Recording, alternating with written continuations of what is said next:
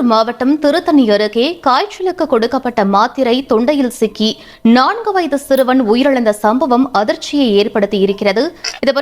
4 வயசு குழந்தைக்கு முழு மாத்திரையா கொடுத்து அந்த குழந்தைக்கு தொண்டையில சோக் ஆகி இறந்திருக்காங்க. சோ இன்னமும் இதை பத்தின அவேர்னஸ் வந்துட்டு நிறைய பேருக்கு இல்ல. நேத்து நடந்த ஒரு இன்சிடென்ட்னால நான் இன்னைக்கு கட்டாயமா வீடியோ போட்டு ஆகணும்ன்ற ஒரு சிச்சுவேஷன்ல வந்து போடுறேன். நேத்து ஒரு கிளினிக்கு போயிருந்தேன்.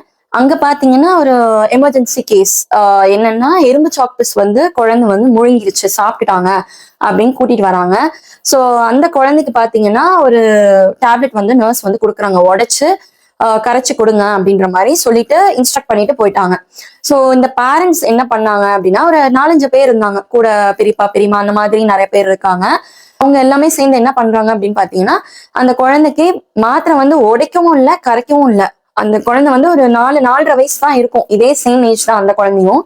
சோ அப்படியே மாத்திரையை ஃபர்ஸ்ட் போட்டுட்டு தண்ணி அப்படியே ஊத்துறாங்க, ஏதோ குடத்துல ஊத்துற மாதிரி. பார்த்தோன்னே போயிட்டு, இல்ல வாயில இருந்து மாத்திரையை எடுத்துட்டு கரைச்சு கொடுங்க அப்படின்னு சொல்றேன். இப்படி கொடுக்க கூடாது அப்படின்னு நான் சொல்றேன், இன்ஸ்ட்ரக்ட் பண்றேன். பட் அவங்க கேட்கல. என்ன பண்றாங்க, அதெல்லாம் ஒண்ணும் இல்லம்மா, அதெல்லாம் முழுங்கிரும், ஒன்றும் பிரச்சனை இல்லை அப்படின்ட்டு திரும்பி தண்ணி ஊத்துறாங்க வாயில. ஊத்தினோடனே அந்த குழந்தைக்கு சொன்ன மாதிரி பெரிய பொறை ஏறிடுச்சு. பொறை ஏறி திரும்பி தலையில தட்டி திரும்பியும் பாத்தீங்கன்னா விடல, திரும்பியும் தண்ணி கொடுத்து உள்ள வந்து மாத்திரைய போட்டாங்க. எனக்கு வந்து பயமாயிடுச்சு, பேனிக் ஆயிடுச்சு. ஒருவேளை குழந்தைக்கு வந்துட்டு சோக் ஆயிருந்தா என்ன பண்றது? இவ்வளவு நியூஸ் பார்த்துமே நிறைய பேர் இன்னமும் வந்து அசால்ட்டா தான் இருக்கீங்க. குழந்தை விஷயத்துல தயவு செஞ்சு விளையாடாதீங்க. குழந்தை விஷயத்துல எப்பயுமே கேர்ஃபுல்லா இருங்க. மாத்திரைக்கு பதிலா மோஸ்ட் ஆஃப் டாக்டர் கிட்ட சிறப்பா கேளுங்க. சிரப் இல்லைன்றப்போ மாத்திரையை உடைச்சு அதை வந்து நல்லா கரைச்சு நீங்க கொடுங்க. தேங்க்யூ.